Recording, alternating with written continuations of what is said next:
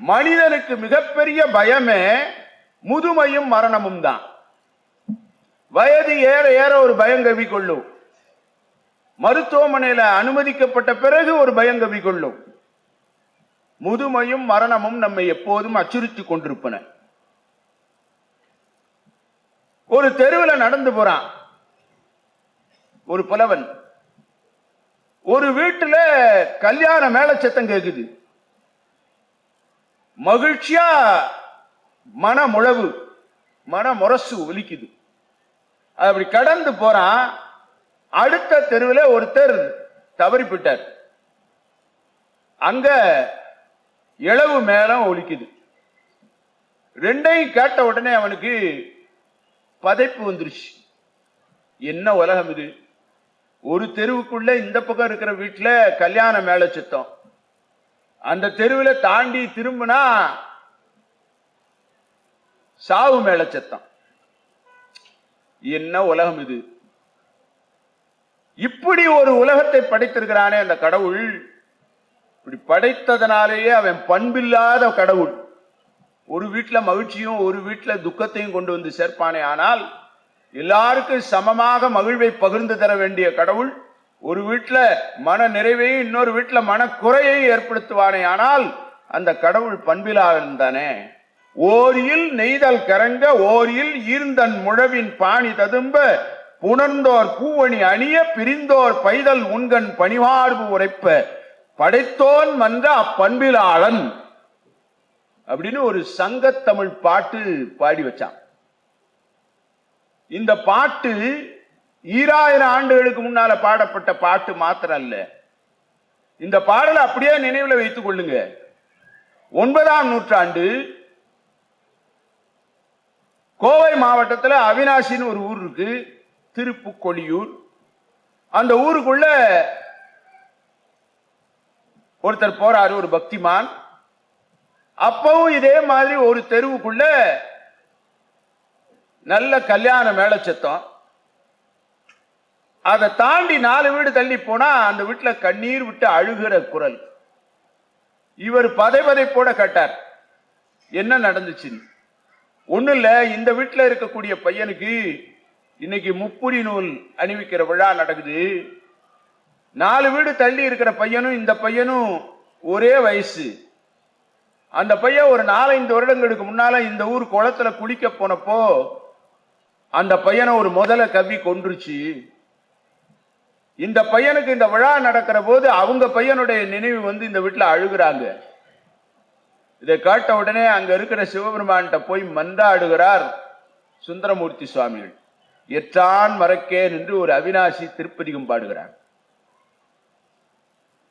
அப்ப ஒரு இடத்தில் மகிழ்வும் இன்னொரு இடத்தில் சோகமும் இருக்குமானால் பொறுக்காத மனம் கொண்டிருக்கிறவர்கள் உலகத்திலேயே தமிழர்களாகிய நாம் தான் என்பதை நூற்றாண்டுகளாக நாம் நிரூபித்துக் கொண்டே வந்திருக்கிறோம் என்பதுதான் இதுல மையமான செய்தி.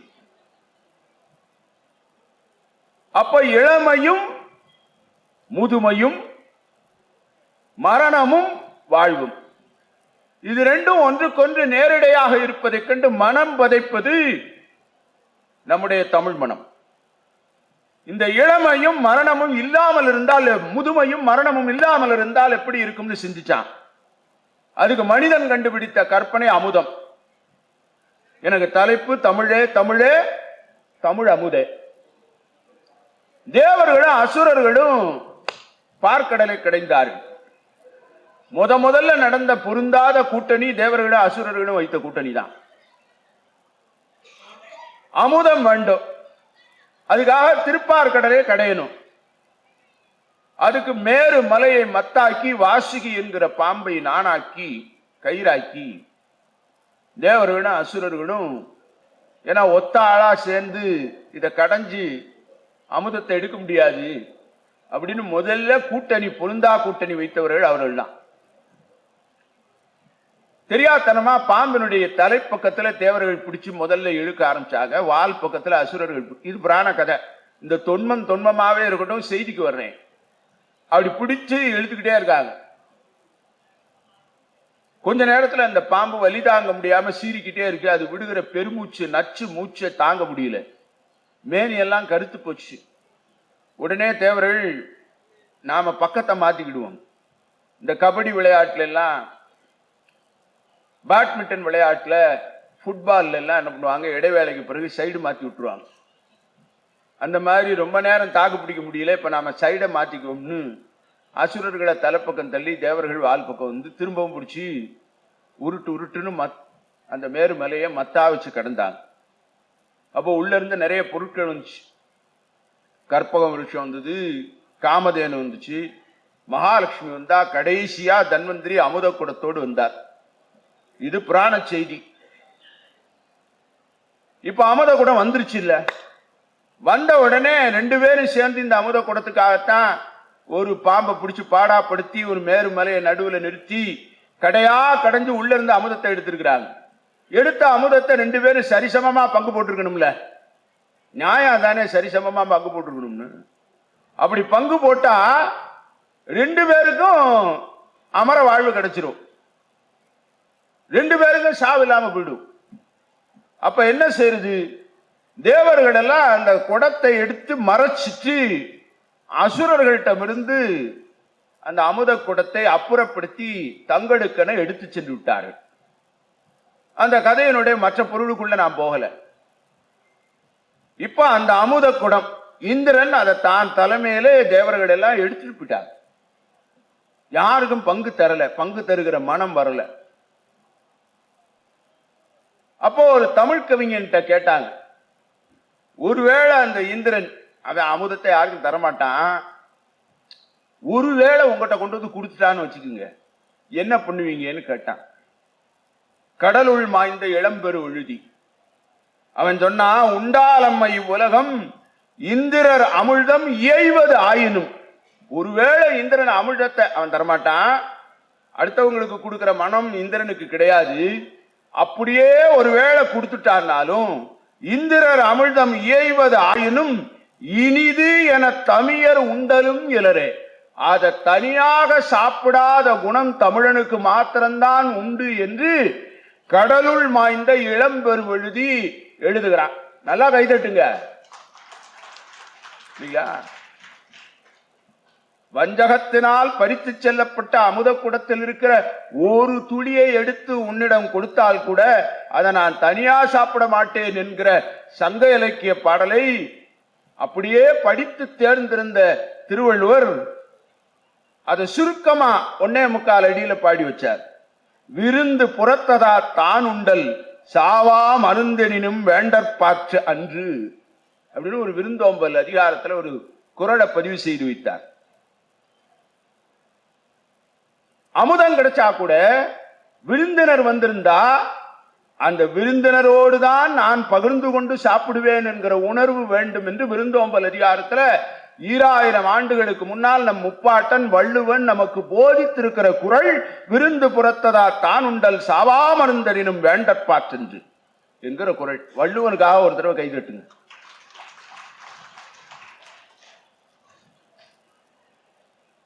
அப்படி யாராவது தருவாங்களா சார்? ஒரு புலவர் காட்டுக்குள்ள ரொம்ப அலைஞ்சு திரிஞ்சு சோர்ந்து போய் உட்கார்ந்து இருந்தார். அவர் சோர்ந்து உட்கார்ந்து இருக்கிற போது எங்கிருந்தோ ஒருத்தன் வந்தவன் அவர் சாப்பிடுறதுக்கு நல்ல மீனும் தேனுமாக இறைச்சியை அவனே சுட்டு பக்குவப்படுத்தி காட்டுக்குள்ள வேட்டையாடுகிற மன்னன், அந்த வேட்டையாடுகிற வேடர் தலைவன் அவனே சுட்டு அந்த இறைச்சியை கொண்டு வந்து கொடுத்து புலவர்கிட்ட நீங்க சாப்பிடுங்கன்னா அவர் சாப்பிட்டார். சாப்பிட்டு முடிச்ச உடனே உங்க பேர் என்னன்னு கேட்டார். அவன் தான் கையில் இருக்கிற கடகம் என்கிற வளையலை கலற்றி அவர்கிட்ட கொடுத்துட்டு பேரை சொல்லாமலே போயிட்டான். இவர் அப்புறம் அந்த பேரை தெரிஞ்சுக்கிட்டார். அவன் பேரு கண்டீர கோப்பெரு நள்ளி. வன்பரணர் என்கிற புலவருக்காக தானே அமுதை படைத்து உருவாக்கி கொடுத்திருக்கிறான் ஒரு மன்னன். அப்ப நம்முடைய தமிழ் மரபு என்பது மற்றவர்கள் பசித்தால் அந்த பசித்துயரை பொறுக்காத மரபு நம்முடைய தமிழ் மரபு. ஒரு நெல்லிக்கனி அபூர்வமாக பழுக்கக்கூடிய நெல்லிக்கனி, 12 ஆண்டுகளுக்கு ஒரு முறை பழுக்கக்கூடிய நெல்லிக்கனி. அதை கொண்டு வந்து ஒரு மன்னன் கையில கொடுத்தாங்க. மன்னன் அந்த நெல்லிக்கனியை கையில வாங்கினவன் அதை தான் சாப்பிடல. ரொம்ப வயசான ஒரு கிழவி வந்தா சபைக்கு, அவ்வை கிழவி. அவ கையில கொண்டு வந்து கொடுத்தா அந்த நெல்லிக்கனிய. அவ சாப்பிட்ட பிறகு சொன்னா, இது அமரத்தன்மை வாய்ந்த அமுதத்தன்மை வாய்ந்த நெல்லிக்கனி என்பதனால் உனக்கு தந்தேன். ஆர்கலி நரவின் அதியர் கோமான் போரடு திருவில் புலந்தார் அஞ்சி பல்வோரை பிறைநுதல் பொலிந்த சென்னி நீலமணி மெடற்றொருவன் போல மண்ணுக பெருமணியே சிறியலை நெல்லி தீங்கனி குறியாத ஆதல் நின்னகத்தடக்கி சாதல் நீங்க எமக்கு இந்தனையன்னு அவ்வை பாட்டி பாடிய பாடலை சங்கத்தமிழ் சொல்கிறது. தகடூர் அதியமான் தனக்கு கிடைச்ச நெல்லிக்கனிய அவ்வை பாட்டிக்கு கொடுத்து அவளுக்கு முதுமையும் மரணமும் வராமல் தந்திருக்கிறாள். அமுதமாக தனக்கு கிடைத்திருப்பது இந்திரர் அமிர்தம் ஏய்வதாயினும் தமிழலும் உண்டல் இளமே என்று பாடியதனுடைய தொடர்ச்சியாக கையில கிடைத்த அமுதம் போன்ற நெல்லிக்கனியை கொண்டு போய் அவ்வை பாட்டிக்கு கொடுத்திருக்கிற மரபு நம்முடைய தமிழ் மரபு. இது ஒரு பக்கம். திருவள்ளுவர் விருந்து புறத்ததா தான் உண்டல்னு பாடினவர் இன்னொரு இடத்துல ஒரு பாட்டு போட்டார். ஒருவேளை நாம அமுதத்தை மற்றவர்களுக்கு கொடுக்கலாம், மற்றவர்கள் நமக்கு நஞ்ச கொடுத்துட்டா என்ன செய்யுது? பெயக்கண்டும் நஞ்சுண்டமைவர் நயத்தக்க நாகரீகம் வேண்டுபவர்னார். இந்த திருப்பார்கடலை கடைஞ்சாங்கல்ல, அதை கடையிற போது அமுதம் வர்றதுக்கு முன்னால உள்ள இருந்து விஷம் வந்துச்சு. அந்த புராண செய்தியிலிருந்து நான் எடுத்துக்கொள்கிற ஒரே ஒரு செய்தி தான் உண்டு. யாரெல்லாம் அமுதம் வேண்டும் வெற்றி வேண்டும் என்று நினைக்கிறீர்களோ அவர்களெல்லாம் உள்ளிருந்து கிளம்பும் நஞ்சை எதிர்கொள்ளுகிற ஆற்றல் உடையவர்களாக இருந்தால் தான் அமுதத்தை பெற முடியும் என்பதைத்தான் அந்த செய்தி சொல்கிறது. உள்ள இருந்து வந்த நஞ்சை எடுத்துக்கொண்டு போய் சிவபெருமான் கொண்டு போய் கொடுத்தாங்க. அதுதான் பிரதோஷ காலம். சரிங்களா? அப்படியே எடுத்து அந்த நஞ்சை உருட்டி கையில விட்டாங்க. அவர் வாங்கி வாயில விட்டார். பெயக்கண்டும் நஞ்சுண்டமைவர் நயத்தக்க நாகரிகம் வேண்டுபவர் என்கிற குரலை நாம படிச்சிருக்கிறோமோ படிக்கலையோ, சிவபெருமான் படித்திருக்கிறார் என்பதற்கு தான் நீலமணி மிடற்றொருவன் பாடினா அவ்வை பாட்டி. அப்படி நஞ்சு கொடுத்தாலும் அதையும் ஏற்றுக்கொள்ளுகிற நாகரிகம் தமிழனுடைய நாகரிகம். மணிமேகலை என்கிற காப்பியத்துல அமுத சுரபி என்கிற பாத்திரம் வந்தது. நான் ஏன் அமுதத்தை சுத்தி சுத்தி பேசிக்கிட்டே இருக்கிறேன்னா, தமிழே அமுதம்தான். ஆனா தமிழில் அமுதத்தை பற்றி எங்கெல்லாம் பேசி இருக்கிறோம். தமிழர்கள் அமுதம் என்றால் எதை பற்றி சிந்தித்திருக்கிறார்கள்? எங்க மதுரையில ஒரு பாட்டு, மதுரைக்காரன், மதுரை சொக்கநாத தமிழ் விடுதூது, ஒரு சிற்றிலக்கியம். நான் சங்க இலக்கிய பாடல் சொன்னேன், நீதி இலக்கியமாகிய திருக்குறள்ல இருந்து சொன்னேன், சிற்றிலக்கியமாக இருக்கக்கூடிய சங்கு புலவர் இயற்றிய மதுரை சொக்கநாதர் தமிழ் விடுதூது. அதுலதான் இருந்தமிழே உன்னால் இருந்தேன் இமையோர் விருந்த அமிழ்தம் என்றாலும் வேண்டேன். இந்த புலவன் சொல்றான், வானத்திலிருந்து எனக்கு அமுதத்தை கையில கொடுத்தாலும் எனக்கு வேண்டாம், எனக்கு தமிழ் கிடைச்சா அமுதம் வேண்டாம் என்று சொன்னவன் ஒரு புலவன். நல்லா கைதட்டுங்க. தமிழ் கிடைச்சா போதும் அமுதம் வேண்டாம் என்று சொன்னான். இந்த பாட்டை தற்செயலா தமிழ் தாத்தா ஊவே சாமிநாதையர் 1900ஆம் ஆண்டுல ஒரு ஏட்டுச்சுவடியில கிடைக்க பெற்றார். அந்த நூல் கிடைத்த பொழுது கண்ணீர் விட்டு அழுதார் ஊவேசா. ஆஹா, இருந்தமிழே உன்னால் இருந்தேன் இமையோர் விருந்த அமிழ்தம் என்றாலும் வேண்டேன் அப்படின்னு என்ன அருமையான வரின்னு தமிழ் தாத்தா ஊவே சாமிநாதையர் அழுதுட்டு இந்த 2 வரியை இன்னும் 2 வரி சேர்த்து 4 அடி வெண்பாவா முடிச்சார். இருந்தமிழே உன்னால் இருந்தேன் இமையோர் விருந்தமிழ்தம் என்றாலும் வேண்டேன் திருந்த உதிப்பித்த பன்னூல் ஒளிர அடியேன் பதிப்பிக்கவே கடைக்கண் பார் என்று தமிழ் தாத்தா இந்த வெண்பாவை நிறைவு செய்தார். தமிழ் தாத்தாவுக்காக ஒரு தடவை கை தட்டலாம்ல. மணிமேகலையில சீத்தலை சாத்தனார் சொன்னார், ஆறுயிர் மருந்தாம் அமுத சுரபி என்னும் மாபெரும் பாத்திரம் மடக்கூடி பெற்றனை. அமுத சுரபி என்கிற ஒரு பாத்திரம், அந்த பாத்திரம் கையில கிடைக்குது. அந்த பாத்திரம் கிடைத்ததனாலே எல்லாருடைய பசிப்பினியை அவர்களாலே தீர்க்க முடிகிறது. சரிங்களா? அந்த பாத்திரத்தை எடுத்துக்கொண்டு அவள் என்ன செய்தா? மணிமேகலை, மந்தினி ஞாலத்து உண்டி கொடுத்தோர் உயிர் கொடுத்தாரே. எல்லா இடத்திற்கும் சென்று யாரெல்லாம் பசியால் வாடினார்களோ அவர்களுக்கெல்லாம் அவர்களுடைய பசிப்பினியை தீர்க்கிற பணியை செய்தாள் மணிமேகலை.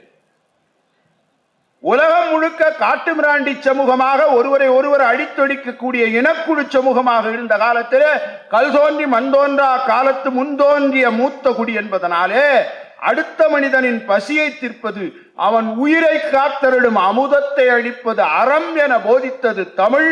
அதனால் தமிழ் அமுது இல்லீங்களா? அதனாலதான் தமிழ் அமுது. நீரின்றி அமையா யாக்கைக்கெல்லாம் உண்டி கொடுத்தோர் உயிர் கொடுத்தோரே உண்டி முதற்றே உணவின் பிண்டம். அப்படி பசி என்கிற கொடுமையை தீர்ப்பதற்காக தமிழ் எப்போதும் யோசித்துக் கொண்டே இருந்திருக்கிறது. பசி என்பது ஏழைகளின் மேல் பாய்ந்து கொள்ள பார்க்கிற புலி.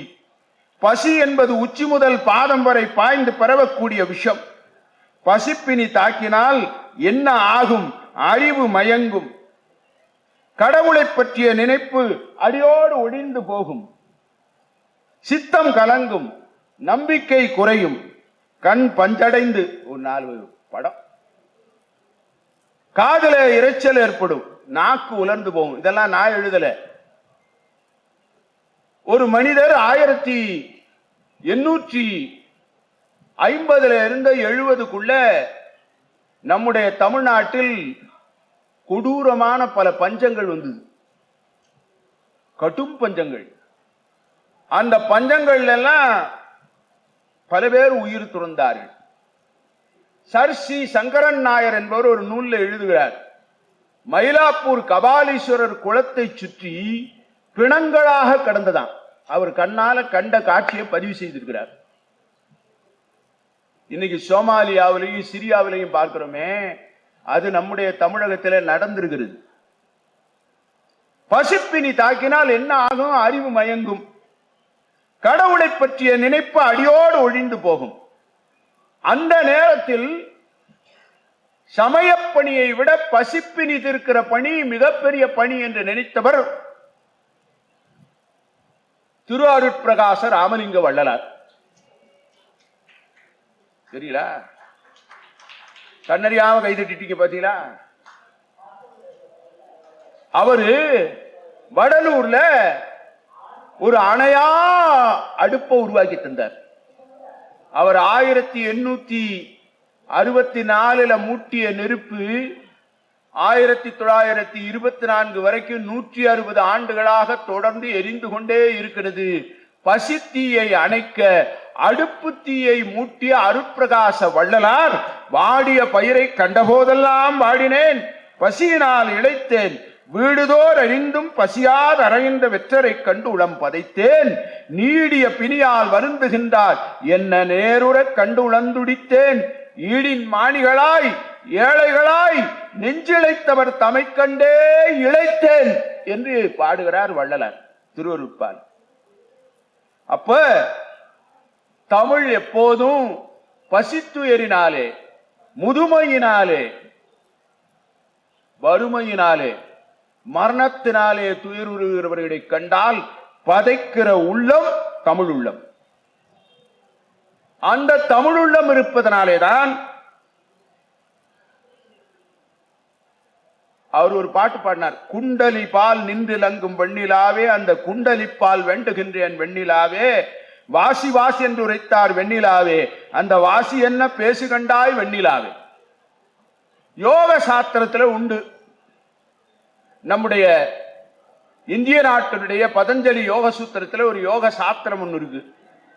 அதுபடி நம்முடைய உடம்புக்குள்ளே 6 ஆதாரங்கள் இருக்கு. மூலாதாரம், சுவாதிஷ்டானம், மணிபூரகம், அநாதகம், விசுத்தி, ஆக்ஞா சக்கரம் அப்படின்னு 6 சக்கரங்கள் இருக்கு. இந்த சக்தியை மேலெழுப்பி மூச்சை அடக்கி சக்தியை மேலெழுப்புவதன் மூலமாக ஆக்ஞா சக்கரத்திற்குள்ளே அந்த ஒளியை கொண்டு வந்து ஞான ஒளி பெறலாம் என்பது நம்முடைய யோகிகள் கண்டறிந்தது. இதன் மீது திரு அருட்பிரகாச வள்ளலாருக்கு நம்பிக்கை உண்டு. அவர் நிறைய பாடல்கள்ல அந்த வாசி என்பது மூச்சு பயிற்சி, மூச்சை இறுக்கி பிடிக்கிற பயிற்சி. அதற்கு 8 வகையான யோகங்கள் உண்டு.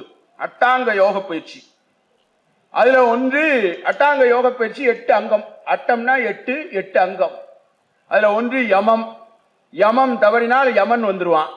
நியமம் என்றால் ஒரே ஒரு ஒழுங்கு இருக்கணும். காலையில 7 மணிக்கு 8 மணிக்கு டிஃபன் சாப்பிட்டா 8 மணிக்கு டிஃபன் சாப்பிட்டு பழகணும். 1 மணிக்கு மதிய சாப்பாடுனா 1 மணிக்கு சாப்பிடணும். இரவு 9 மணிக்கு சாப்பிட்டா 9 மணிக்கு சாப்பிடணும். ஒரு நாள் ராத்திரி 8:30 மணிக்கு சாப்பிட்றது, மறுநாள் ராத்திரி 11:30 மணிக்கு 3 பரோட்டாவும் சால்னாவும் வச்சு சாப்பிட்டா அது உடம்பு இல்லை. சரிங்களா? அது தமிழ் பண்பாடும் இல்லை. ராத்திரி 12 மணிக்கு ரத்தம் கொண்டான்னா பேய் ஒண்ணுதான் ராத்திரி 12 மணிக்கு ரத்தம் கொண்டான்னு கேட்கும். அந்த நேரத்தில் ரத்த பொரியல் கொண்டான்னு கேட்டு சாப்பிட்டு இருந்தா அது மரபல்ல. அது ஒழுங்குக்கு வராது. அதுக்கு பேரு நியமம். இது ரெண்டுக்கு அடுத்த கட்டம். மூன்றாவதாக செய்வது யோகாசனம். இந்த உடம்பு ஒரு வகையான ஒரு ஆசனங்கள் போட்டு பழகணும். இல்லைன்னா ரொம்ப நேரம் இந்த மாதிரி பிளாஸ்டிக் சேர்ல உட்கார முடியாது. உட்கார்ந்தா முதுகு வலிக்க ஆரம்பிச்சிடும். அது யோகாசனம். அதுக்கு அடுத்த கட்டம் பிராணாயாமம். இது மூச்சு பயிற்சி. இந்த மூச்சை நன்றாக உள்ளிழுத்து வெளியே விடுவது. இதற்கு வள்ளலார் பாடுறார், வடிக்கூறும் தமிழ் கொண்ட அன்பருக்கு அருளும் வள்ளலே. சாகாக்கலை தந்தது தமிழ் மொழி, ஆரவாரம் இல்லாத மொழி தமிழ் மொழி. தமிழ் மொழியினுடைய உச்சரிப்பு என்பதே சாகாக்கலைக்கு முக்கிய பங்கு. இந்த செய்தியோட நான் நிறைவு செய்யலாம்னு நினைக்கிறேன். பெரும்பாலான வட இந்திய மொழிகள்ல க ச ட த ப, பிற மொழிகள்ல பாத்தீங்கன்னா 4 க இருக்கும். க க க க அப்படின்னு 4 க இருக்கும். ஷ 4 ஷ இருக்கும். த 4 த இருக்கும். ப 4 ப இருக்கும். ட 4 ட இருக்கும். சரிங்களா? க ச ட த ப. இது எல்லாம் இந்தியாவில் இருக்கக்கூடிய மொழிகள்லயே தமிழை தவிர பிற மொழிகள்ல எல்லாம் 4 க 4 ஷ 4 த 4 ட உண்டு. இது இல்லாம இயங்கக்கூடிய ஆற்றல் பெற்றிருக்கக்கூடிய ஒரே மொழி நம்முடைய தாய்மொழி தமிழ் தான். சரிங்களா? இதுக்கு என்ன காரணம்? தமிழ் எழுத்துக்களினுடைய ஒலிகள் மிக இயற்கையாக எளிமையாக அமைந்திருப்பதனாலே எந்தவித இடர்பாடும் இன்றி ஒலிகளை ஒலிக்க இயலும். தமிழை பேசுகிற போது குறைந்த காற்றே வெளியேறுகிறது. எடுத்துக்காட்டாக வடமொழியை பேசுகிற போது அதிகமான காற்று வெளியே செல்வதனால் உடல் உறுப்புகளுக்கு அதிக தேய்மானம் ஏற்படுவதாக மொழியியலர் கூறுகின்றனர். இதனை சோதனையாக நான் கற்கும் போது அனுபவித்து உணர்ந்தேன். தமிழ் மொழி இயற்கையாகவே பேசுவதற்கு எளிமையாக இருப்பதனால் நாம் தமிழ் எழுத்துக்களை உச்சரிக்கிற போது சுவாச பையிலே இருந்து குறைந்த காற்றே வெளியேறுகிறது. உலகிலே பல மொழிகள் பேசும்போது அதிகமான காற்று வெளியேற்றக்கூடிய வகையில் அமைந்திருக்கிறது. பேசும்போது அதிகமான காற்று வெளியேறினால் உடல் உறுப்புகளுக்கு அதிக தேய்மானம் ஏற்படுகிறது. இது என்னுடைய அனுபவம் என்று பதிவு செய்திருக்கிறவர் மறைமலை அடிகளார். நம்முடைய மொழியில இந்த 4 க 4 இல்லாமலே பேசுவது என்பது மூச்சு பயிற்சி தொடர்புடைய மொழி. இது வாசி யோக மொழி என்று மறைமலை அடிகளார் எழுதுகிறார்.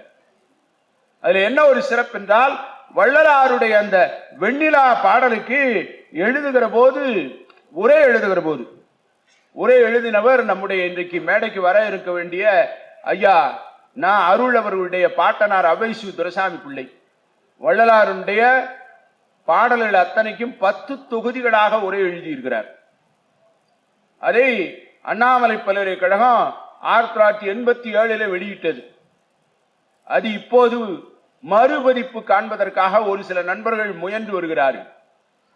அந்த மறுபதிப்பு அதுல பிழை திருத்துகிற பணியும் அதை கொஞ்சம் செம்மைப்படுத்துகிற பணியிலையும் என்னையும் நான் ஈடுபடுத்தி கொண்டேன் என்பதை தாழ்மையோடு உங்களிடம் தெரிவித்துக் கொள்கிறேன்.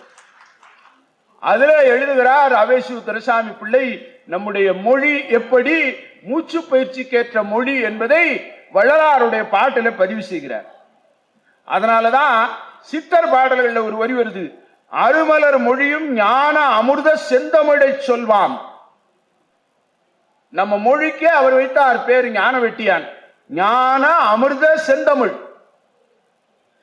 தமிழே தமிழே தமிழ் அமுதே.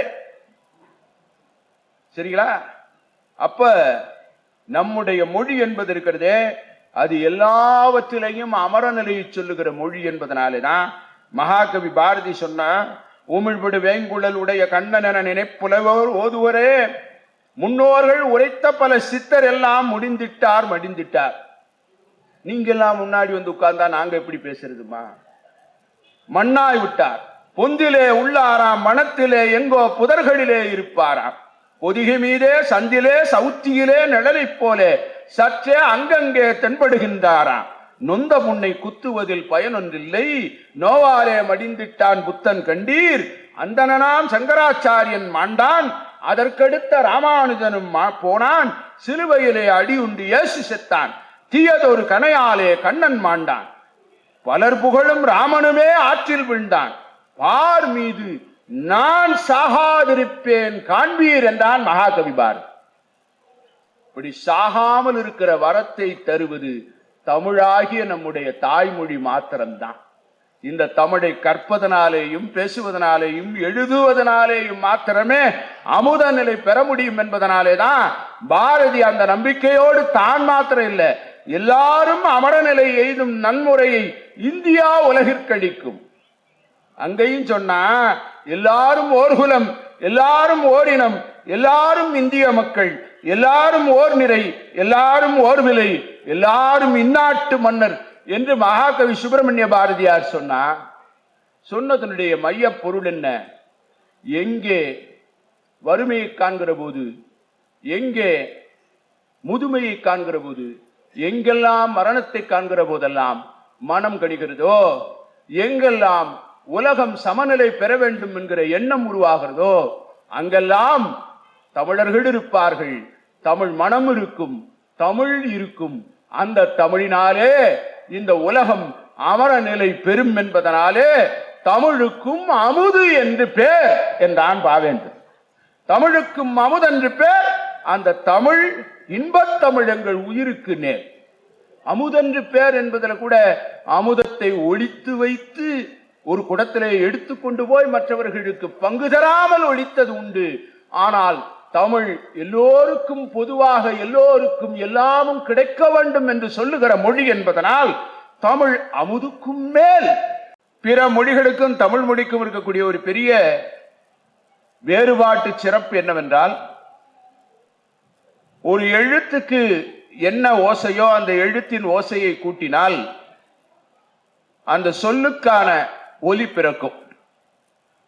அ இம் மா, தனித்து அ இம் மா என்கிற 3 எழுத்துக்களின் ஓசையை கூட்டினால் அம்மா என்கிற சொல்லுக்குரிய ஓசை வந்துவிடும்.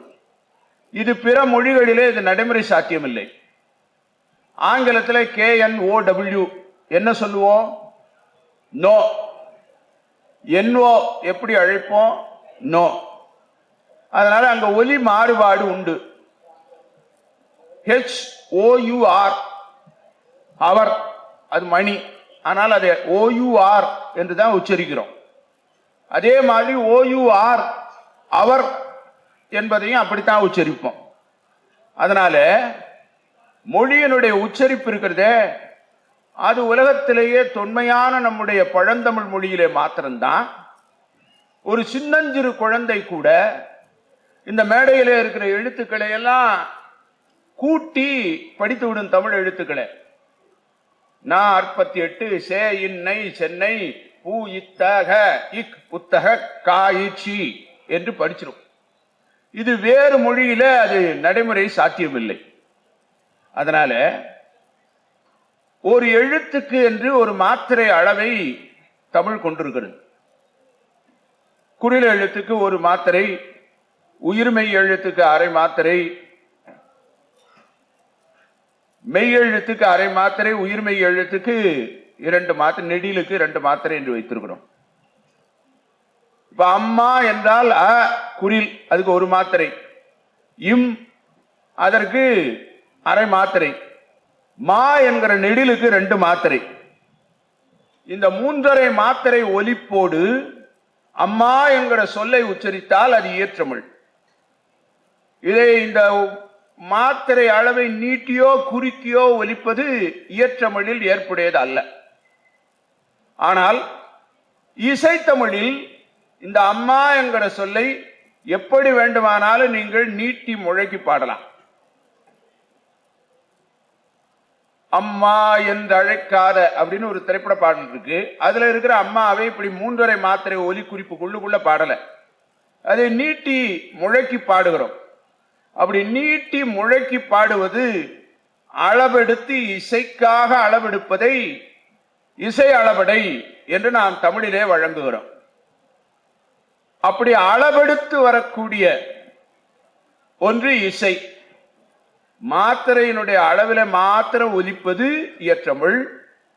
எவ்வளவு வேண்டுமானாலும் நீட்டி முழக்கிக் கொள்வதற்குரிய வாய்ப்பு கொடுத்து உருவாக்கப்படுவது இசைத்தமிழ். சாதாரணமாக வீட்டுக்குள்ளே பேசுகிற போது அம்மாவை அம்மா என்று அழைக்க மாட்டோம், அம்மா இங்க வா என்றுதான் அழைப்போம். அப்ப அந்த அம்மா என்பது இன்னும் குறுகி மா ஆயிருது. அப்போ அது நாடகத்தமிழ். நீட்டியும் குறுக்கியும் தேவைக்கேற்றாற் போல மாற்றுவது நாடகத்தமிழ். ஆக உலகத்தின் தொன்மையான மொழியாகிய தமிழ் மாத்திரத்திலே தான் மாத்திரையினுடைய அளவை வைத்துக் கொண்டு ஒரு மொழி பேசுகிற போது இயற்றமிழாகவும், பாடுகிற போது இசைத்தமிழாகவும், நடிக்கிற போது நாடகத்தமிழாகவும் மாத்திரை அளவு வேறுபாடுகளோடு ஒலிக்கும் என்பதை கிட்டத்தட்ட 2000 ஆண்டுகளுக்கு முன்னால் கண்டு தேர்ந்து ஒரு மொழியினை செம்மாந்த மொழியாக உருவாக்கி இருப்பது நம்முடைய தாய்மொழியாகிய தமிழ்தான் என்பதில் தமிழர்களாகிய நாம் பெருமை கொள்ள வேண்டும் என்பதை மீண்டும் ஒரு முறை உங்களிடம் வேண்டி ஒரு முறை நீங்க கரவொலி எழுப்பலாம். இது எனக்காக இல்லை, நம்முடைய மொழியினுடைய சிறப்புக்காக. உலக மொழிகள் மொத்தம் 2795, கிட்டத்தட்ட 3000 என்று மொழி ஞாயிறு தேவநேய பாவாணர் வரையறுக்கிறார். அதுல சில மொழிகள் தான் எழுதவும் பேசவும் பயன்படுகின்றன. மற்றவை வரி வடிவத்தில் எழுதப்படுகிற மொழிகள் கொஞ்சம்தான், அதிலும் குறைவுதான். இந்த 3000 மொழிகள்ல வரி வடிவம் கொண்டிருக்கக்கூடிய மொழிகள் மிக குறைவு. இது எல்லாவற்றிற்கும் தாயாக திகழ்பவை 6 மொழிகள் தான். அதுல எபிரேய மொழி, பைபிள் முதலிலே எழுதப்பட்ட ஹீப்ரு மொழி, அது இன்றைக்கு பேச்சு வழக்கில் இல்லை. அடுத்ததாக கிரேக்க மொழி, தமிழை போலவே தொன்மையான இலக்கியங்கள் கொண்டிருந்த மொழி கிரேக்க மொழி, அதுவும் இன்றைக்கு பேச்சு வழக்கிலே இல்லை. அதற்கு அடுத்தாற் போல லத்தீன் மொழி, அதுவும் இன்றைக்கு பேச்சு வழக்கிலே இல்லை. சமஸ்கிருத மொழி, அதுவும் பேச்சு வழக்கிலே இல்லை. சம்ஸ்கிருதம் என்றாலே செய்யப்பட்ட இலக்கண மொழி. அதற்கு பிறகு தமிழ் மொழி, சீன மொழி. சீன மொழி அது உருவான கட்டம் வேறு. அதனுடைய வட்டார மொழிகளை எல்லாம் பார்க்கிற போது சீன மொழி இப்போது இருக்கிற வடிவத்தில் முன்பு இருந்ததில்லை. ஆனால் இது எல்லாவற்றையும் கிடந்து யாதும் ஊரே யாவரும் கேளீர் என்று 2000 ஆண்டுகளுக்கு முன்னால் சங்கத்தமிழில் ஒரு புலவன் பாடிய பாடலை இன்றைக்கு இருக்கிற இளந்தமிழன் புரிந்து கொள்ளுகிற அளவிற்கு மொழியின் சொல்லின் பொருள் மாறாமல் சொல்லையும் பொருளையும் ஏற்றுக்கொள்ளுகிற அளவிற்கு வளமை மிக்க ஒரே மொழியாக இருப்பது நம்முடைய தாய்மொழியாகிய தமிழ் மொழிதான். அதனாலதான் தொன்மை, முன்மை, எளிமை, ஒன்மை, இளமை, வளமை, தாய்மை, தூய்மை, செம்மை, மும்மை, இனிமை, தனிமை, பெருமை, திருமை, இயன்மை, வியன்மை என்று தமிழ் என்றும் 16ஆக இருக்கிறது என்று மொழிஞாயிறு தேவநேய பாவாணர் நமக்கு சுட்டிக்காட்டினார். உலக மொழிகள் பலவற்றிற்கு எழுத்து, சொல், யாப்பு, அணி இது 4 உண்டு. ஆனால் தமிழ் மொழிக்கு மாத்திரம்தான் பொருளுக்கு இலக்கணம் உண்டு. அதனாலதான் தமிழை 5 இலக்கணம் என்று சொன்னார்கள். அப்படி தமிழுக்கு மாத்திரம் பொருளுக்கு இலக்கணம் கொண்டிருக்கக்கூடிய உலகத்தினுடைய 3000 மொழிகளில் ஒரே மொழி நம்முடைய தாய்மொழியாகிய தமிழ். திரும்பவும் ஒரு தடவை நீங்க கைதட்டிடணும். எனக்காக இல்ல, நம்முடைய மொழியினுடைய பெருமைக்காக. அகத்தின ஏழும் புறத்தின ஏழும் என்று பகுத்து தந்திருப்பது நம்முடைய தாய்மொழி தமிழ். தமிழ்ல வல்லின ரகரம், நகர, ழகர, ஏ, ஓ இந்த 5 எழுத்துக்களையும் சிறப்பு எழுத்துக்கள் என்று நற்றமிழ் இலக்கணம் என்கிற நூலிலே டாக்டர் தோப்பா குறிப்பிடுகிறார். பரமசிவம் அவர்கள் இந்த 5 எழுத்துக்களை தவிர்த்து தமிழிலே இருக்கிற பிற எழுத்துக்கள் வடமொழியிலேயும் இருக்கிறது. 2ற்கும் பொதுவானவை. ர, ந, ள, ஏ, ஓ இந்த 5 எழுத்துக்கள்ல லாவை தவிர்த்து பிற 4ம் பிற திராவிட மொழிகளிலேயும் உலக மொழிகளிலேயும் காணப்படுகின்றன. லகரம் தமிழை தவிர்த்து திராவிட மொழியான மலையாள மொழியிலேயும் உலக மொழிகளில் பிரெஞ்சு மொழியிலே மாத்திரம்தான் இந்த சிறப்பு லகரம் என்பது இருக்கிறது. பிற திராவிட மொழிகளான கன்னடம், தெலுங்கு, மலையாளம், துளு இது வடமொழியின் துணையின்றி தனித்து இயங்கக்கூடிய வல்லமையே அதற்கு கிடையாது. வடமொழியினை நீக்கிவிட்டால் அந்த மொழிகள் எல்லாம் உயிரற்றதாகிவிடும்.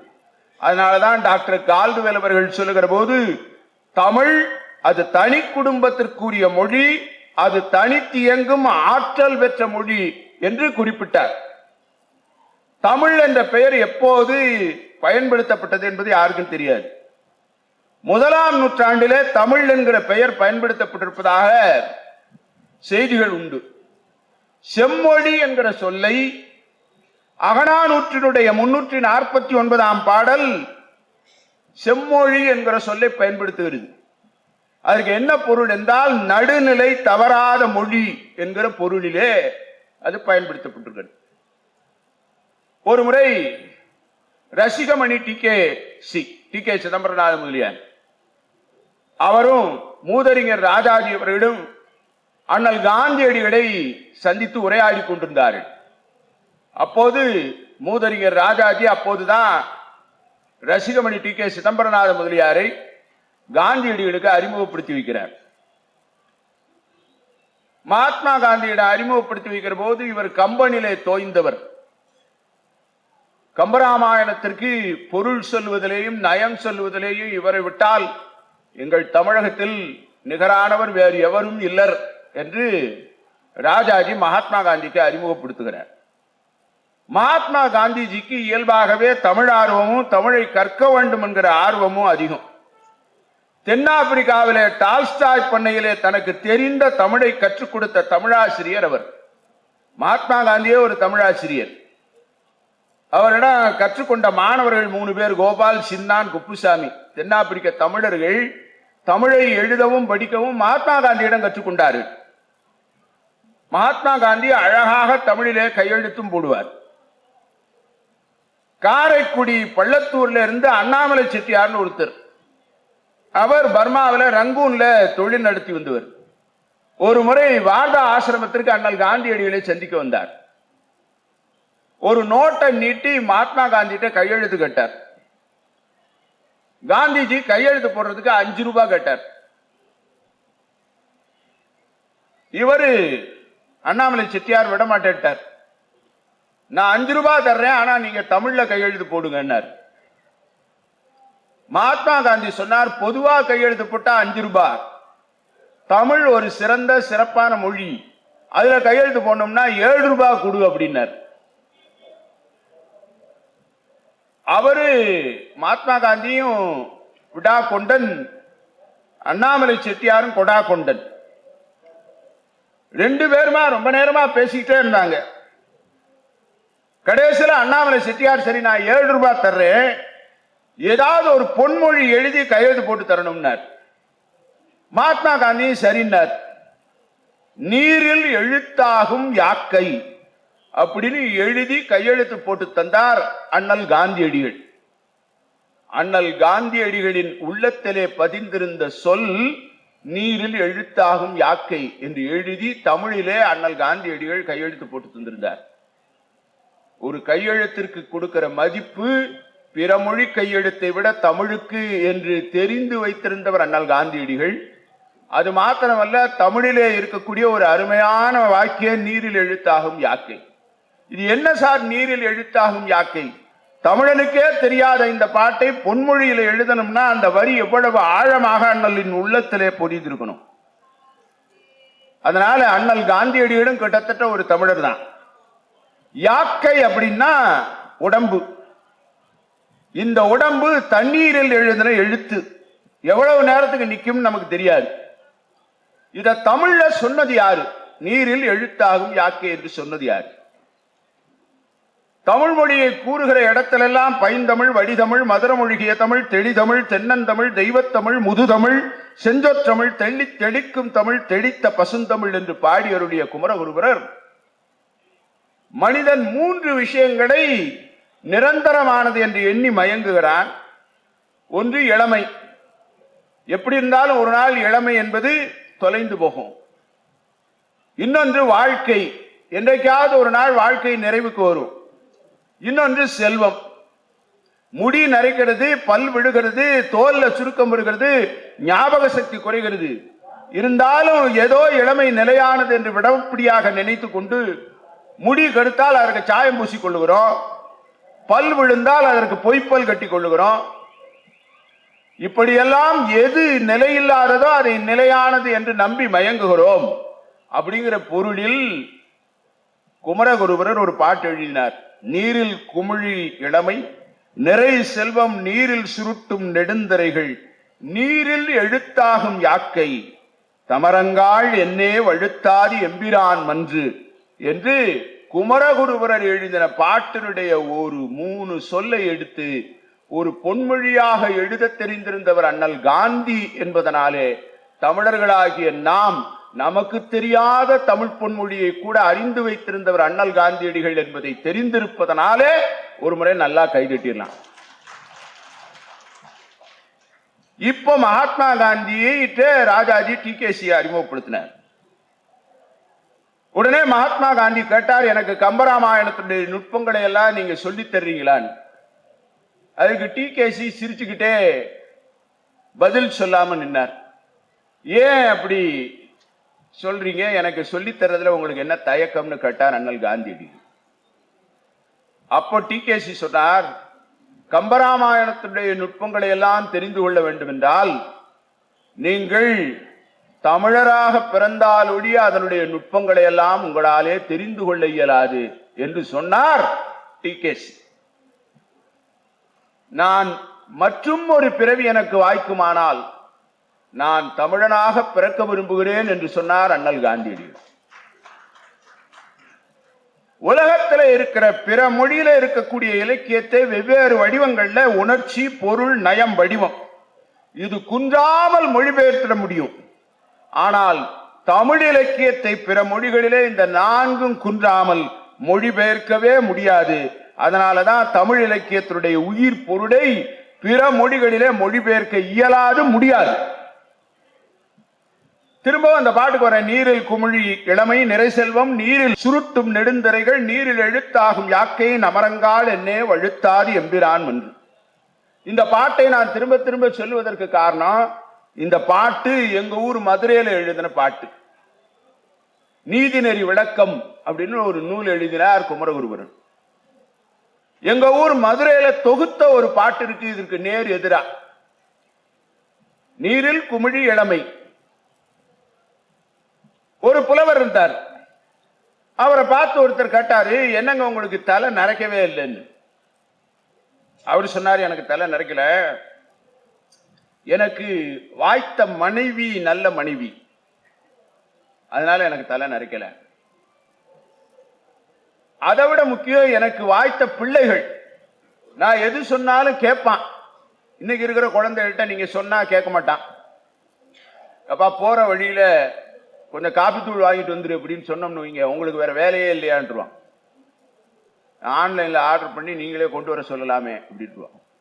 அப்படி காலம் அது. அதே மாதிரி எங்க ஊர்ல எங்க தெருவில் இருக்கக்கூடிய இளைஞர்களை கூப்பிட்டு, தம்பி இந்த வேலையை கொஞ்சம் செஞ்சிருங்கன்னு சொன்னா அந்த வேலையை செஞ்சிருவாங்க. எங்க ஊர் மன்னனும் கெடுதல் செய்ய மாட்டான். அதனால எங்க ஊர்ல இருக்கிறவர்கள் எல்லாம் சென்னை 48ஆம் புத்தக காட்சிக்கு வந்து நிறைய நூல்களை வாங்கி படித்து தேர்ந்து தெளிந்து அறிவு பெற்றிருக்கக்கூடிய சான்றோர்கள். அப்படிப்பட்ட சான்றோர்கள் இருப்பதனால என் தலை நரைக்கல. தலை நரைக்காம இருக்கிறதுக்கு 5 காரணம் சொன்னார். நல்ல மனைவி, சொல் பேச்சு கேட்கக்கூடிய பிள்ளைகள், ஊருக்குள்ள இருக்கக்கூடிய இளைஞர்கள், நல்ல இளைஞர்கள், நல்ல அரசு, இது எல்லாவற்றிற்கும் மேலாக எங்கள் ஊரை சுற்றி மேலான விஷயங்களை சிந்திக்கவும் பேசவும் தலைப்படுகிற கொள்கை சான்றோர். யாண்டு பலவாக நரையில ஆகுதல் யாங்காகியர் என வினவுதீராயின், இவ்வளவு வருஷம் ஆனதுக்கு பிறகு உங்களுக்கு தலையே நரைக்கலன்னு கேட்டீங்கன்னா, மாண்ட என் மனைவியோடு, மாண்டன்னா செத்து போனன்னு அர்த்தம் இல்ல, மாட்சிமை மிக்கன்னு அர்த்தம். மாண்ட என் மனைவியோடு மக்களும் நிரம்பினர் யான் கண்ட அணையர் என் இளையரும் வேந்தனும் அல்லவை செய்யான் காக்க அதன்தலை ஆன்று அவிந்து அடங்கிய கொள்கை சான்றோர் பலர் யான் வாழும் ஊரே என்று பாடினா, 2000 ஆண்டுகளுக்கு முன்னால் சங்கத்தமிழில் பிசிராந்தையார், நல்லா ஒரு தடவை பிசிராந்தையருக்காக கை தட்டலாம்.